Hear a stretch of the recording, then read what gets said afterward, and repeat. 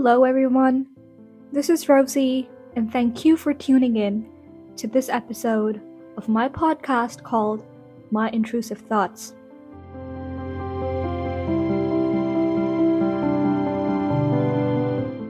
Before I start talking, I think I need to put a disclaimer, right at the very start of this episode, because I feel like a lot of people are gonna find me so annoying. Mainly because I just cannot stop gushing over how freaking sexy Izuno looked in this drama that we're about to talk about. That is King and I wanted to do a whole normal review thing that I did, but I don't think there is any point talking about the story itself because it's your regular, K-drama and a rom-com K-drama at that, which means you have all the cliches. But there's a twist. This drama is, I think, the biggest green flag that I've ever seen. I don't know, everything about this show was pure serotonin. I watched it during a time when I felt so low.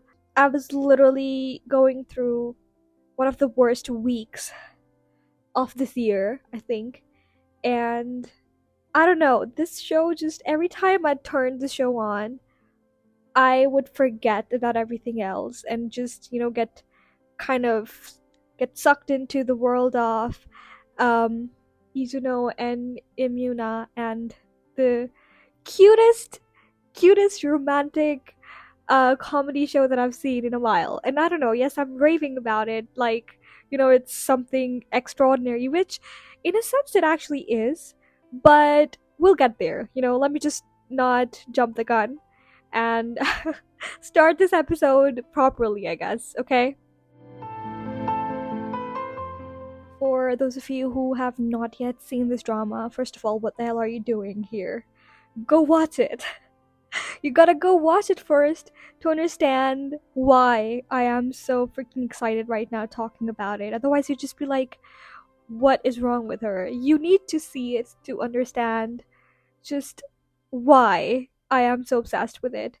But anyways, King is a 2023 South Korean television series, and it stars none other than Ijuno from 2PM and Imuna from SNSD.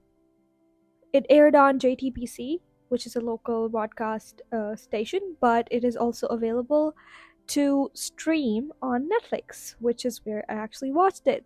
Good thinking, because you need to see this in a high definition, and I think it's the kind of show that you need to watch on your own pace. Alright, I had to pause because my sister just randomly burst into the room, and I don't know why it happens to me every single time. This episode is so hard to record right now for a lot of different reasons. I keep getting interrupted, so hopefully I'll be able to edit all of that out. But where were we? So yeah, this is written by Chaebol and directed by Im Hyun-wook. And the music is done by Moon Sung Nam. There are a total of 16 episodes, which I think are too less, in my opinion. I needed more of them, both of them. Anyway, so the synopsis of the story says, King tells the story of Guwon, played by Lee Juno, who is the heir of the King Group, a luxury hotel conglomerate. I always say that wrong. I hope I said that right this time. Who was thrown into an inheritance war with his half-sibling sister, Gu Hwaran, who, for some reason, I don't know, there's always this one character that has to be unnecessarily bitter and just evil, and it always is like a woman for some reason. It's like, an insecure, jealous sort of witch somewhere in the storyline that is just, always sucking out the energy and vibe from every room she walks into. So yeah, I don't know. I just found her character unnecessarily annoying. Like, she was such a strong, independent woman, and they just had to go and bring all of that down with the bitterness and the, evilness for absolutely no reason. Like, God, just talk it out, girl. Calm down. Anyways, so I just lost my train of thought because I just went off the trail. Anyways, and then there is Chon Sarang, played by Imyuna, who is a hotelier who always has a smile on her face till she meets Guwon. Now, this does not tell you anything about the story at all. Like, nothing at all. Doesn't even touch the tip of the tip of the tip of the iceberg here. But, I mean, take it with a grain of salt because this is ultimately the crux of the whole story. There's Guwon, who is a rich guy, and then this employee who is, just a regular girl, you could say. And she is a smile queen, and she's so hardworking, and she is so honest with her work, and all that, jazz, basically. So, pretty cliche to begin with.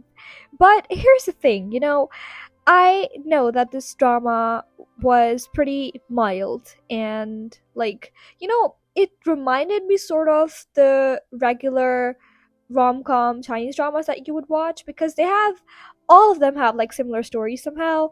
They take a trope and then they all just roll with it. Every single drama that you would find in that category would probably essentially be the same thing.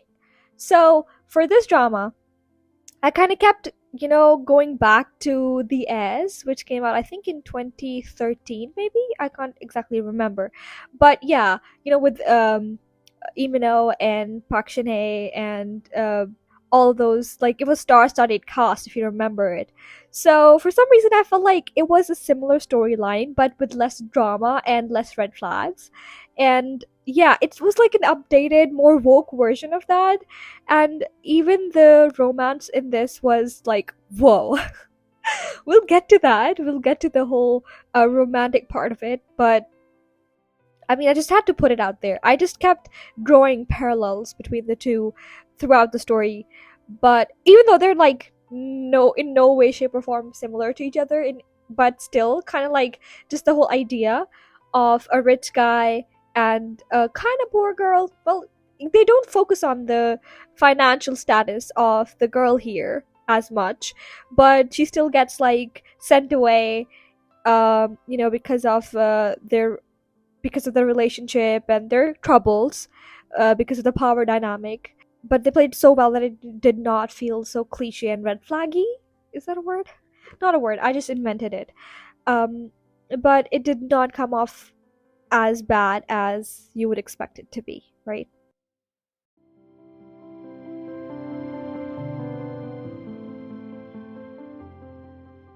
So there are a couple things that I noticed when I started watching the show, and I'm just gonna focus on the positive things that this show reflected, and how, even though they were all cliches, but they were so kind of like relatable and something that I would actually want to kind of adapt to in my everyday life. Like, I would want this to happen to me. Like, usually at this stage of my life where I am not a teenager anymore and I'm not looking at things through rose colored glasses and thinking, oh, I want a prince on a horse to come and rescue me and whatever. At this stage of my life, I think I am looking for a more practical sort of love, I want something that is not, out of the blue or kind of like fantastical, something that happens once in a blue moon. And I'm not, thinking about unicorns and horses and stallions and all sorts of animals. I am thinking about, comfort, and I'm thinking about emotional security. I'm thinking about somebody who can be with me, treat me as an equal, and also understand that sometimes I need space.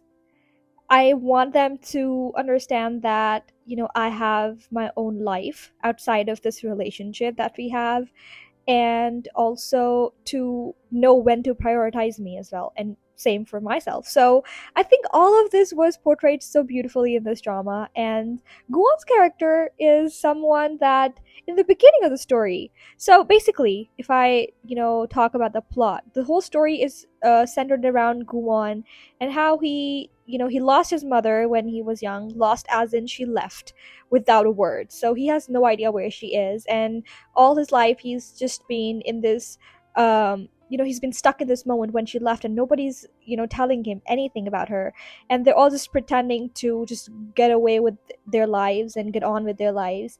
And so he develops like this trauma of smiles because everybody's like smiling at him without telling him what's going on, and not addressing the fact that his mom is gone, like up and left, and overnight, and he is rightfully traumatized by it.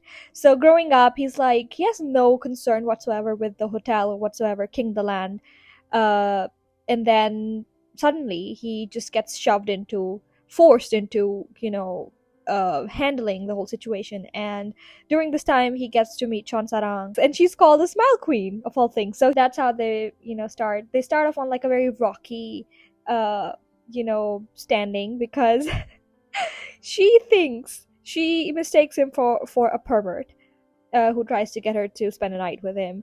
And then he finds her in his suite, and she needs to go to the bathroom real quick, but her supervisor's like, nope, you gotta do something first. And so she's forced into working, and then she's like, she can't hold it any longer, so she goes into the bathroom, which I think as a hotelier, I don't think you should do that. Just you working, and you are supposed to be like in somebody's suite, and you just like randomly walk in and use the bathrooms, because I feel like people are very kind of like what do you call it, fussy about their personal spaces. Bathrooms are especially very personal. Like, I hate when people use my bathroom without my permission. I don't know.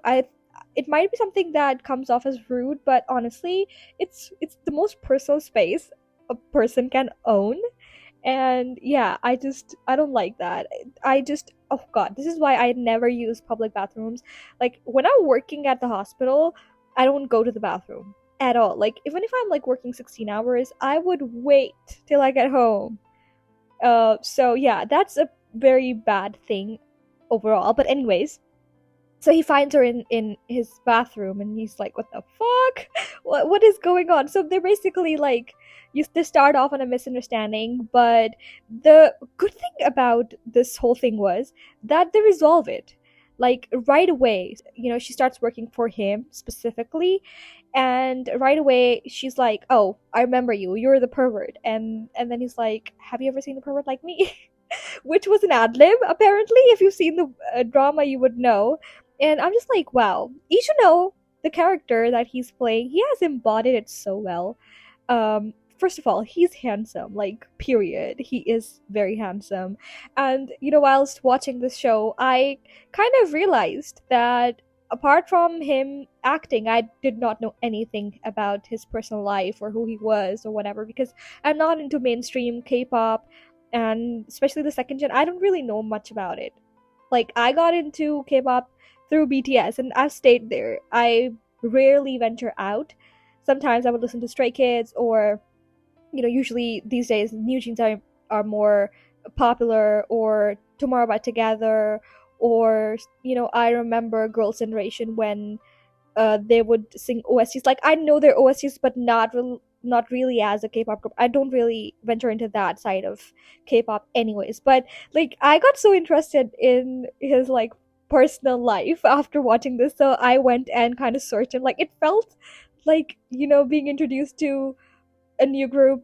And even though I know 2PM and I've listened to a few of their songs, and I know Taekyeon and I know Chansong, all of them, but like, as a group, it was a very weird feeling, I would say. Like, I was excited. It felt like how I felt when I first found BTS, and I don't think I'll ever be like actively standing them, but it was nice to see that they have a very familiar dynamic as a group, because I have seen a lot of like negative things related to K-pop groups, especially the older ones where they have a lot of politics and they don't really get along well. But to see 2PM, have that brotherhood that I'm accustomed to, as an army, it felt really nice. So I don't know about the details. Maybe there's some politics, whatever, but I don't really want to get into that. For me, it's like they're cute, they're nice, and they're super sweet. So he is really amazing. Like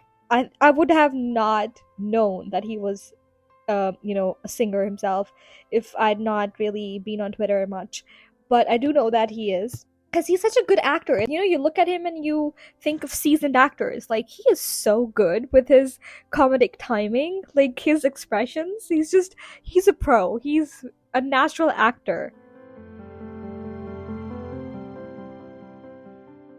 Now, as the story progresses, you see that they kind of come face to face a couple times until they're like paired together to work together. And as they work together, they kind of, you know, they start to understand each other more. They are shown each other's vulnerable sides, and slowly they start to fall in love. But in this case, it's Guan who is like the first one to fall, and I feel like she hates him. She hates his guts because of just how pretentious he is, and he has that side to him. And I loved how they did not make him kind of change the person he was just for her. It was never about, him changing his ways whatsoever because, oh, he was in love with her and whatsoever, he's gonna fight the world for her. It was never that. Yes, they showed that when he asks his sister for the helicopter thing when she is stuck on the mountain all alone, she's injured, and they lose contact with her, and everybody's freaking out, thinking, where is she? And then he runs off to his sister and he's like, I need to get the helicopter, we need to go search for her. And then the excuse he gives is that she's an employee and we need to kind of look after our employees, which, to be fair, yes, but it was just too over the top. But then again, he is, the son of the CEO, so he gets to pull those sort of grand gestures. Plus, he's a male lead. What else do we expect? I mean, anyways, that was really nice, but at the same time, the only part where I was like, "Ugh, I wish somebody would do that for me." I don't think anybody would, like, people would be like, good riddance. I think, but yeah, that was funny and cute at the same time. But that whole thing kind of gives you an idea that he may be an asshole in general, but he's not really an asshole. He's just putting up a front, which to me, I don't understand that, why that is a thing. Why do people pretend to be annoying and rude? I don't know what purpose that serves, but it's totally real and it happened, so relatable to an extent.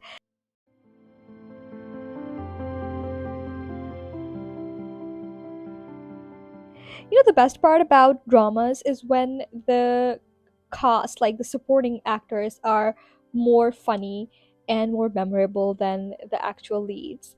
In this show, I feel like everybody balanced each other out so well that as a whole team, I think they are on the same level as maybe Goblin or, Moon Lovers. Because, when you have a lot of good actors come together for a project, it's kind of hard sometimes to focus on one, but the way these characters, all of them, these actors playing these characters, kind of balance each other out and form this like synergy, it just felt so good. It felt like watching like a group of friends just have fun, and I loved those scenes, especially with Chonsarang and her female friends.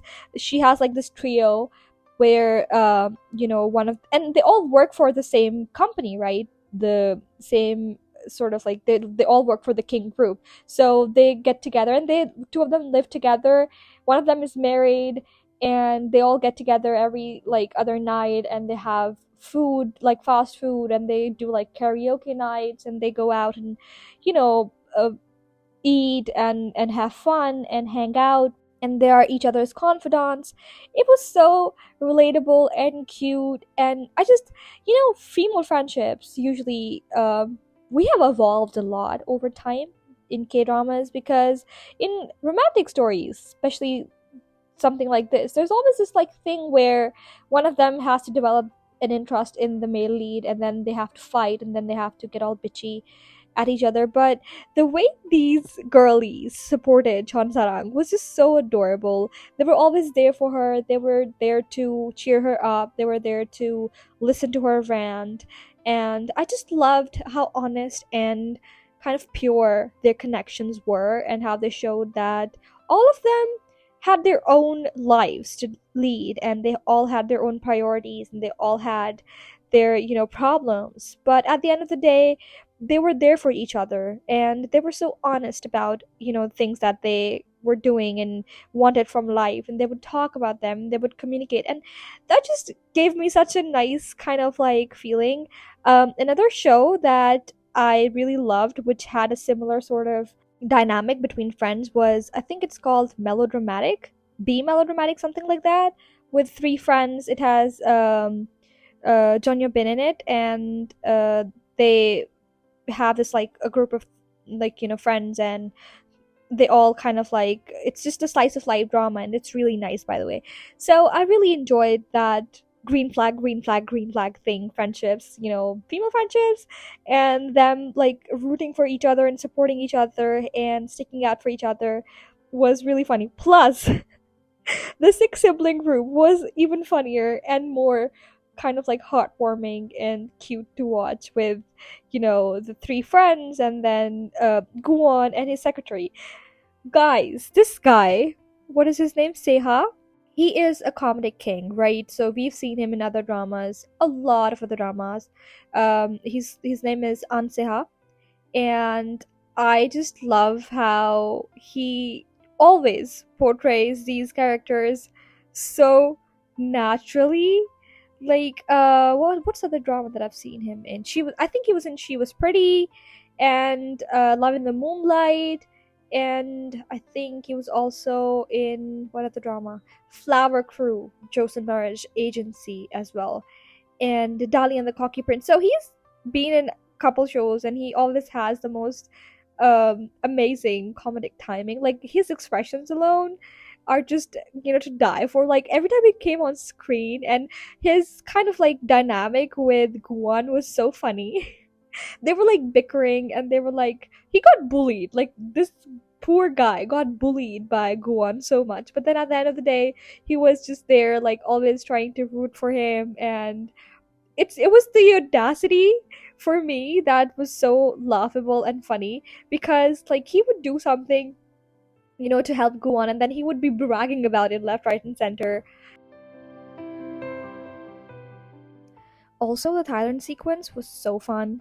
I've never been to Thailand, and I basically don't know much about Thailand anyways, but watching this drama really made me want to go there once, and just to like experience the food, and the tourism seems really nice as well. So anyways, the whole sequence was really fun. So Guwon takes Chansarang and her friends on this abroad trip as a token of appreciation from the company.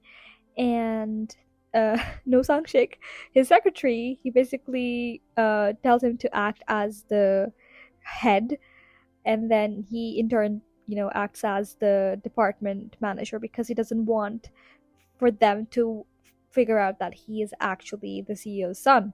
Like, literally the guy that Chansarang always bitches about, which is the funniest thing. Like, every time they bring up the fact that she badmouths him right in front of him, and his expressions, they were just hilarious. God, this drama made me laugh so much. Like, I had a good chuckle every few minutes during this drama. So they get there, and No Sang-shik, now he's taking his role very seriously. So he just plans the whole thing, and he has a whole itinerary planned up for them. And which was the funniest thing, like, it reminded me of going on trips with my friends. And I remember that, there's always this one person who's very like, rigid about following a schedule. And even when you're relaxing, like, you're supposed to be, on a vacation and have free time and free will to do things, but then he's just always like pushing them to do things together, and he's not letting them breathe or take time for themselves. And they're all like, they have to follow him because he's on a higher post and they have to obey and whatsoever, and everybody's uncomfortable, but they're just like getting along with it. It was just so relatable and so funny. And then somehow Ijuno, I just keep referring to him as Ijuno, but I mean, I would think he would be a similar guy in real life. I don't know. That's the delusional fangirl in me talking right now. But anyways, go on. He finds a way to kind of sneak out with Chonsarang, and then they go on this like date of everybody's dreams. Basically, it's beautiful. He just goes all out. He takes her to different temples, and then they go sightseeing, and then they have like a dinner on this rooftop with the most amazing skyline, and she's dressed in this beautiful like bodice dress, and he's decked out in like a white tux. He looked beautiful. Like the visuals, let me talk about the visuals. Ijuno, he said that he worked out a lot, which really showed because he filled out those suits so much. Like, I don't know what it is. I developed, would I call it a fetish? Not exactly a fetish, but seriously, I think I have a thing for men in three-piece suits because he looked delicious, okay? From the first episode till the last, he just looked, even when he was wearing those granny pants during that time when they get stuck on that island, basically get catfished into, get going to this island, and they get drunk, piss drunk basically over there, which was funny as well. But yeah, he was serving looks left, right, center. God, he is so beautiful. I'm whipped. Can you tell I'm whipped? I'm whipped. And Chonsarang, as in Yuna, she is always beautiful. Like, she has that sort of like girliness to her that is, that feminine sort of delicacy. Like, she is so delicate and just so sweet, and just at the same time she can be a boss bitch, so she can play any role and she puts life into characters, and I really like that about her. I have watched, I think, um all of her other dramas. I'm not sure, but like the ones that I remember most are K2, and then the recent one, Big Mouth, and she was so good. So good. Um, the way she portrayed, her character, and the way she embodied being married to Lee Jong Suk in that show was just, she's so pretty, she's so talented, and as an idol, as an actress, she is really good at her job. So they really balance each other out, and that hotelier outfit looked so good on her. Plus, I recently found out after watching the drama that I, had my Google binge, like looking them up and everything, and realized that they've known each other for a long time. Like, they've been friends since I believe 2007, if I'm not wrong. So I was surprised that they were so natural. Like, the whole chemistry between them was so good, and I wondered how that is possible. But then I realized that they've been friends for so long, and it just kind of like, it was natural for them. They were, and I think watching behind the scenes makes you realize how fun they were having, how much fun they were having behind the scenes, and so it kind of naturally translated on screen as well. And I think that's a very good thing, for you to be comfortable enough with your partner that you can just be yourself, and that is why they had so many ad libs that played out so well. I think I saw an interview of Ijuno's where he was like, if you saw the script and then you watched the drama, you would be like, whoa, this doesn't look like the same thing, because they kind of tweaked a lot of different things to kind of go with what vision they had in mind, and it was really nice to see them work together as a team. They would rehearse for each other, and I watched a lot of behind the scenes, by the way. So I am like talking from experience. I'm saying facts here, okay? I've done my research. So their chemistry was really nice. Their timings were really nice. The way they kind of perceived each other's character, as well as like, being friends and having this whole history, kind of worked in their favor in this case. And they're one of those couples that for some reason, even now that the drama's ended, I just keep hoping that they'd be like, oh, we're dating. Like, I want them to pull Yejin and Hyunbin and be like, oh, we are getting married next month, okay, and we are the love of each other's lives. Like, I don't know why I ship them so hard. And I don't know, like, I remember watching their Senorita performance. God, that was so good. And I guess that was when people were like, oh, we need to see them in a drama together. And whoever made that happen, y'all, thank you so much. Thank you for bringing these two together.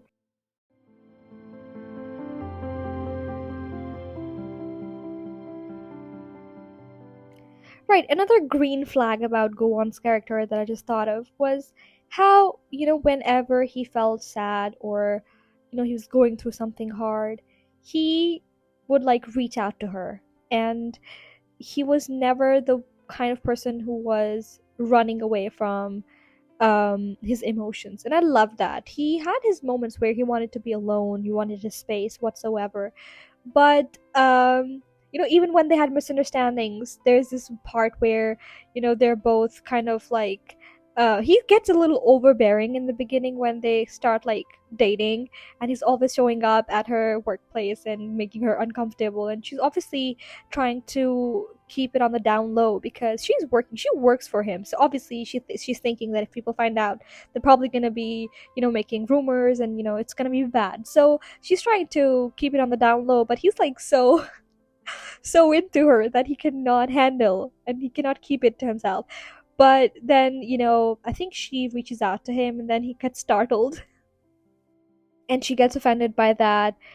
There's this one time where he tries to hug her and she elbows him in the gut, which is funny as hell. And he's like, so I shouldn't worry about you walking down the street alone because, God, that was a punt. Um, Even then, like, they understand that both of them have their own jobs, and the way he's like so receptive of her and her feelings. And I think the one scene that stands out to me the most is when the news finally gets leaked that they're dating, and everybody's like trying to harass Chon Sarong and uh, accuse her of trying to seduce her boss or whatever. And then he just kind of like goes ahead and is like, she's not the one who seduced me, I'm the one who went after her, chased her. And then he takes her away, and when she figures out that everybody knows now, the first thing that they both think of is talking to each other, communicating, telling each other how they feel. And I felt that was so good because in a lot of K dramas there's always this misunderstanding, right, where things start to go downhill and both of them would just like pull away and stop talking, stop communicating, where one of them would assume what the other feels or thinks and they would just go with it. I loved how they did not go down that path with this particular show, because when they find out that the world knows now, okay, it's out in the open now, they both take the time to sort of absorb all of that by themselves, but also communicate with each other. She goes to him, he goes to her, and they're like, okay, this is how we feel, but this doesn't change how we feel about each other, right? And I loved how they maneuvered that, how they kind of like worked through that, and they did not let all the negativity around them or third person opinion get in between them. And I was actually expecting that to happen, where she would just be like, oh, I've had enough. But that was never the case. Another thing that I loved about his character, Guwon's character, was the fact that he didn't go out of his way to kind of shove his status and his money in everybody's face, even though in the beginning they show him to be quite the splurger. And he has his moments of being a chaebol. He has those kind of like antics in the beginning, but at the same time he has a pure heart, and he is so ready to kind of help. When he finally gets his shit together and he's like, okay, I need to take over this thing. First of all, the whole like issue with his sister is so it's so random to me. Like, she's always trying to kind of antagonize him. Every time she's in the same room as him, she's like, go away, you don't do this, don't come at me, blah blah. And he's like, I don't care, bitch, I'm just here trying to survive, trying to find out where my mother is. Like, I have no interest in this whole thing. And then somehow, while she's trying to you know get him away from the hotel and trying to have any sort of part in running the group, whatever, she kind of inadvertently kind of ropes him in, and he somehow finds himself in the middle of trying to manage the whole thing. And whilst doing that, at first he's like doing it half-assed, like he doesn't care, he's not ready for this thing. But when he gets down serious, like when he's like, okay, yeah, I'm ready to do this, he goes all in. And I love that dedication that he has, and his vision. Obviously, as a male lead of a rom-com, he has to have that thing where he's like, I am for the people, it's all about giving and all of that. But it wasn't so over the top, or in a way that would make you feel like, whoa, this is just like too unnatural. Plus, it kind of showed you on a bigger scale how in today's world, to make a brand name, to run these sort of big chains, the kind of effort that goes into it, and then the way the people that are behind the scenes get so little appreciation. And we get to see this happen so much all around the world, all over the place, that it's not just about hotels or whatever. Like, even in hospitals. Like, I remember that when I was working at this hospital last year, we had this janitorial staff, and they would clock in the same time that we did, and they had far more vigorous jobs in the terms of cleaning and keeping all the utensils together, all the tools together, maintaining sort of decorum, making sure that all the cabinets were always full with all the stuff that we needed, the emergency kit was always ready to go, making sure that the patients were like in order and whatsoever. So these were things that went underappreciated because nobody really talked about that. We would walk in, clock in, get to work, and we would never have the time or the thought to appreciate the fact that we have our desks organized. And it was like, it's such a mundane task, but I feel like that should be appreciated, which is never actually appreciated. And this drama kind of highlighted that as well. So that was really nice in my opinion.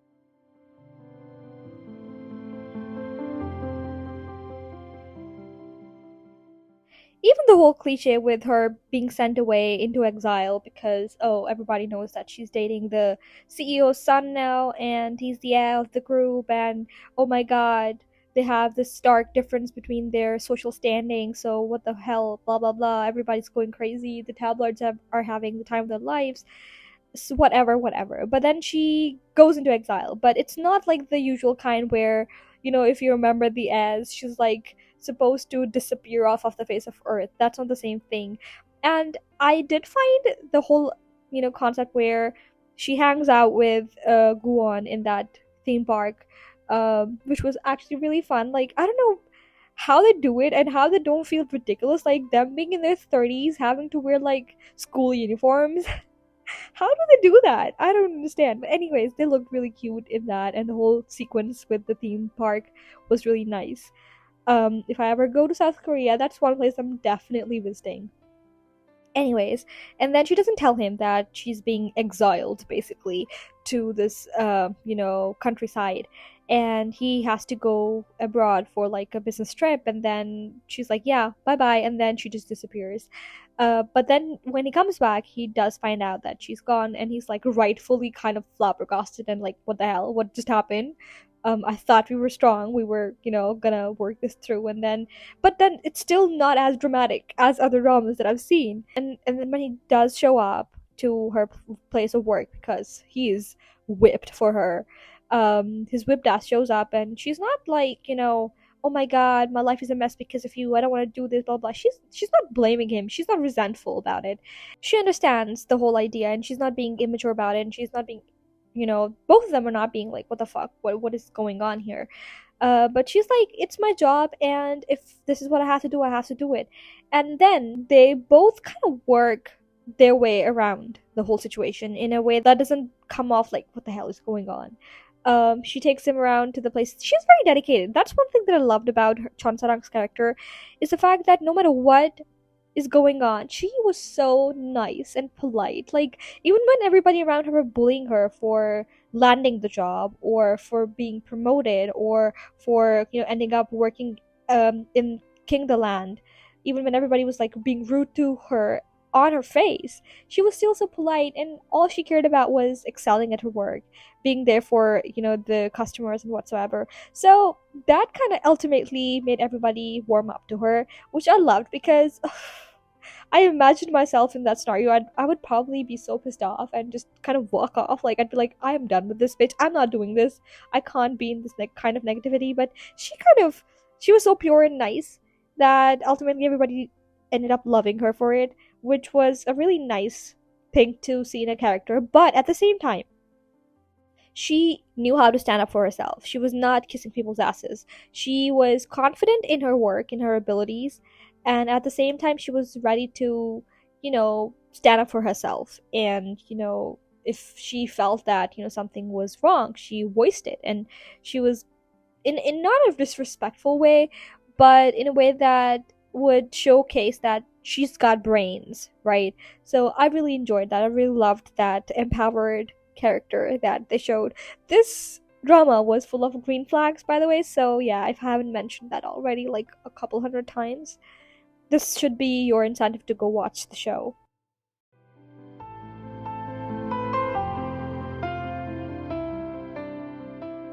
And lastly, the thing that I loved the most was the whole proposal sequence. And so basically, he takes her out and he's planning to propose to her, whatever. And he's, being all that confused, jittery, nervous boyfriend, and being adorable at the same time. So he takes her back to the first restaurant that they ever go to, accidentally. And basically, he wants to propose to her. So he's got all this thing like pre planned, but then she drops the bomb on him. She's like, I want to quit. And then at first, like, that's an episode cliffhanger where everybody's like thinking, oh my god, so what does she mean? What do you mean? Like that Jennifer Lawrence meme, what do you mean? That was me. I was like, what do you mean?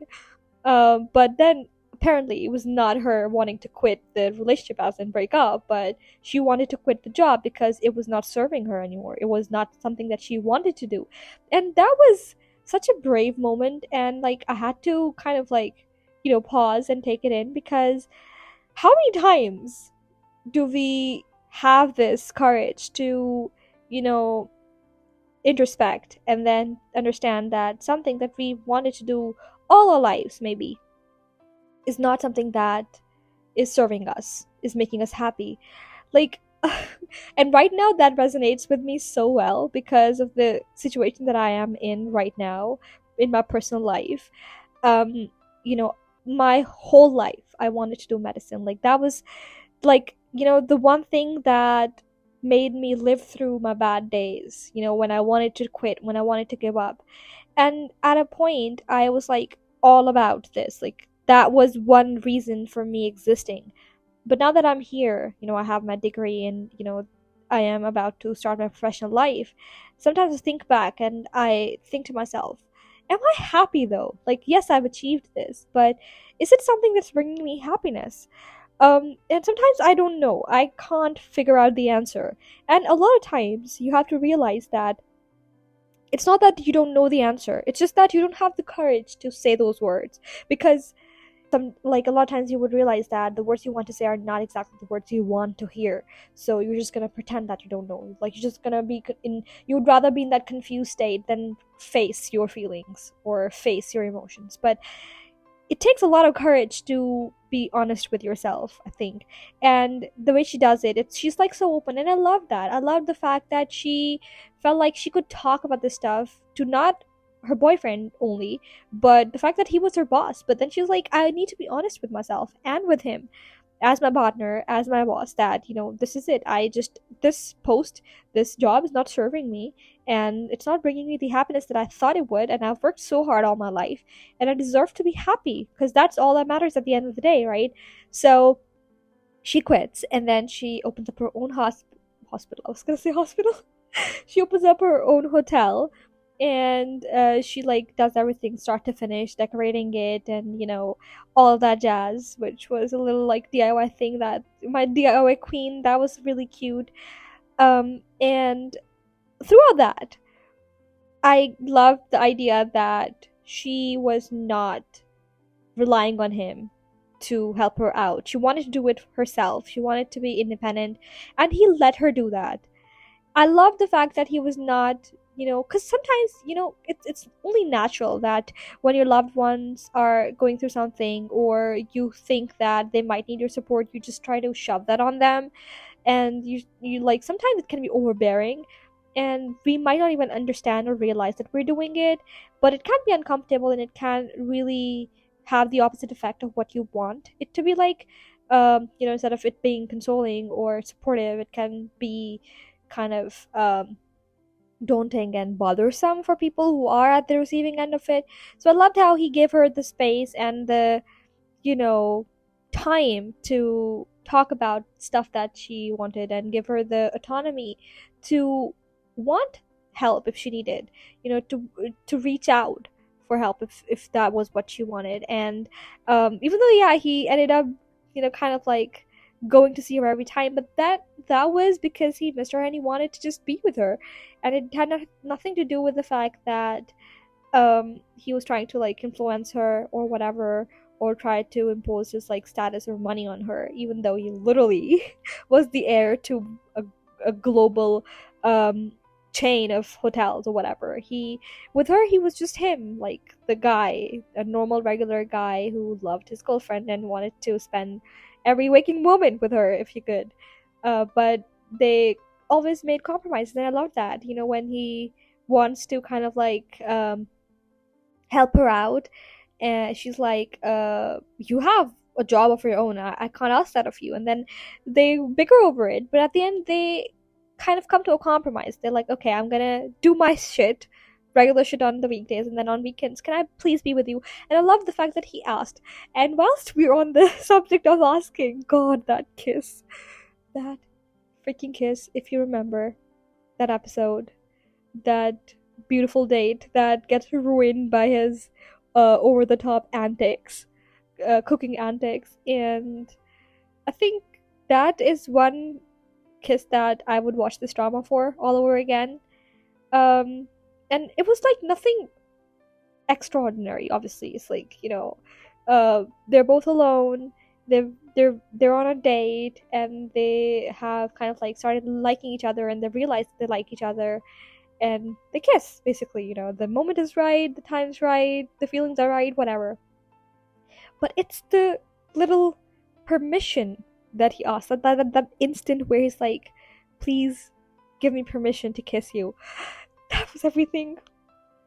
Forget everything else. The biggest green flag is when a guy asks you for permission for intimacy. And I don't care what anybody has to say. That was the best thing about the show for me.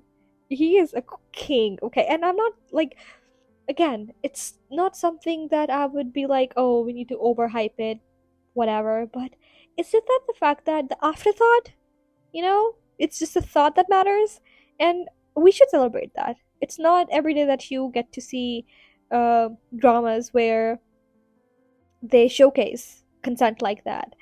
And I love that, because going back to the S, if y'all remember that one storage room kiss, that was, I don't know, at that time it kind of seemed okay, romantic in a way, but now I look back and I'm like, no. I would have slapped him if it were me. Honestly, don't do that. Don't just randomly pounce on your girl, no matter how much you love her.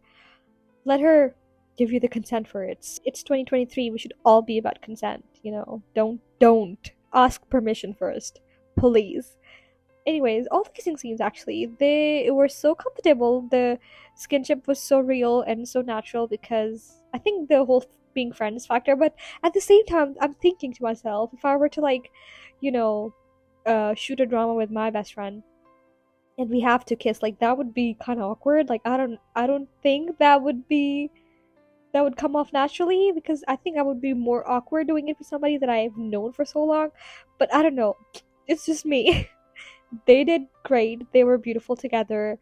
Their chemistry was really nice and has been widely appreciated, which I love to see. Um, and yeah, I think that brings me to the end of this episode. I should stop ranting. I've been rambling about Guan this entire time. I think this episode should be titled "Green Flags of Guan."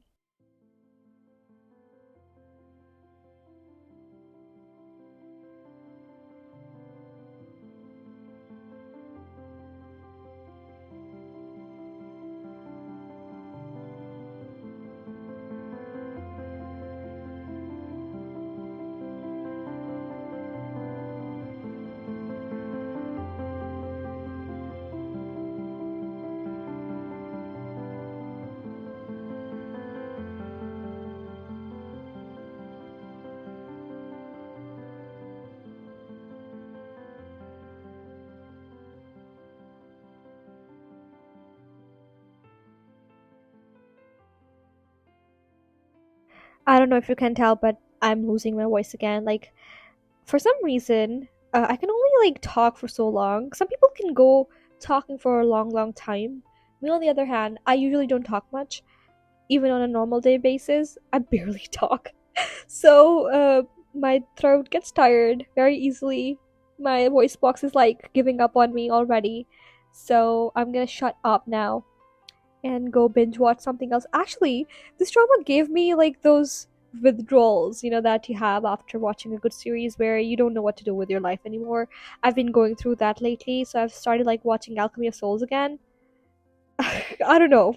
I don't know how that happened. I just ended up like I was going through my drama list, on Netflix and other sites, and I'm like on Wiki, and I'm like, what should I watch? And I have a lot of shows that I need to complete, but then I was like, no, I need something familiar. I need something that is going to take my brain off of Ijuno. Him in his suits, like, God. My favorite one would probably be the white tux that he wore, or the ending where they get married. Um, the obviously the wedding tux as well, and also there's this one that he wears. It's like a green thing, like a I don't know what color it is, uh, like henna green. That was really cute as well, that suit. And the one with the stripes was also really nice. He wore so many suits and he looked so good in every one of them. So yeah, and Yuna, she looked so gorgeous with her like that crimson uniform that she wore, and her friends, all of them. Every single member of this cast was really cute and nice. Um, am I missing anything? Is there anything else I want to talk about? The OSTs are nice. I like the the playful one. What was it called? The one that plays at the end of every episode. What is it called? Confess to You by Im Kim. That was really nice. I loved the whole um vibe of that song. Actually, all the OSTs from this show are really nice. Um, I'm surprised that they did not, both of them being idols, sing or contribute to this OST album. I would have loved a song that was done by them. They have beautiful voices, obviously. They're beautiful singers themselves, very talented. So, but then again, I mean, they did their part as actors so well, and I think that should be enough. I just can't get enough of both of them, and I hope that they star in a different series again. I really wish they would. They're one of those iconic couples. I want them to be like I don't know, like a Joseon era show. I want them in a period drama for some reason. I don't think I've seen Yuna in a period drama. Have we? Is there one? I don't remember. I can't recall. Um. Anyways, that's it from me. Let me stop talking now. Let me stop rambling. And I'll see you guys in the next episode.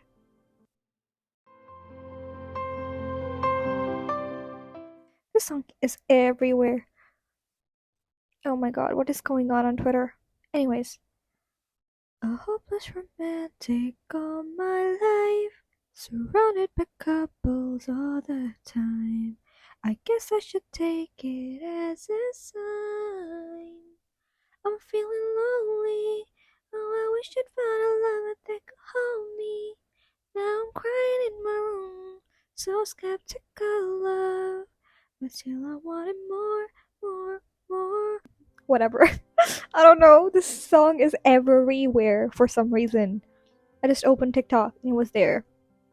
Anyways, on another note, before I sign off today, I wanted to announce this. I've been thinking about this for a while now, and I think it's time to wrap up season 1 of this podcast.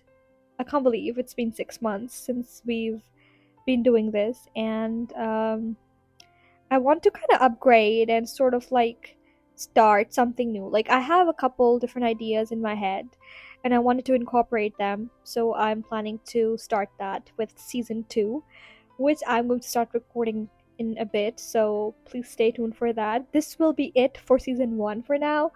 We did a lot of things. Like, I remember when I started out, I had this idea of what I wanted season 1 to be like. I mean, I never really thought that I would get as far as to having multiple seasons, but like I wrote down different areas of interest that I wanted to explore with this podcast, and I am glad to say that I kind of ticked all of them. Marked them all done on my to-do list, and I'm so happy and I'm so proud of this because this has mostly been like a review sort of season where I've just been talking about shows and things that interest me in that scenario. But I want to get a little more personal with like things, and I don't know how else to explain it. Like, I don't have exact words to convey what I'm trying to say here, but I wanted to make a little more candid for the next season. So I'll probably be doing that. Plus, also, I want to incorporate Urdu. I realized that I've been focused too much on it being in English, because I like in my head I wanted this to be able to be perceived well by people all over the world, and I never really thought that, oh, should I just focus on Pakistanis? Like, should that be my niche, whatever? But I feel like I want to incorporate that. So, starting next season, I might be adding that to my episodes, where I'm gonna start doing episodes in Urdu as well, and maybe I might just do a whole series that's just in Urdu. So let's see where it goes. I have a lot of plans, and I'm just thinking and trying to figure out where I want to go with this podcast moving forward. So hopefully, I'll be back with a better season, like more, what do you call it? Upgraded and a better quality. So stay tuned, and thank you so much for being with me and following me and interacting with me, loving this, supporting this, sharing this. I love you guys. Bye.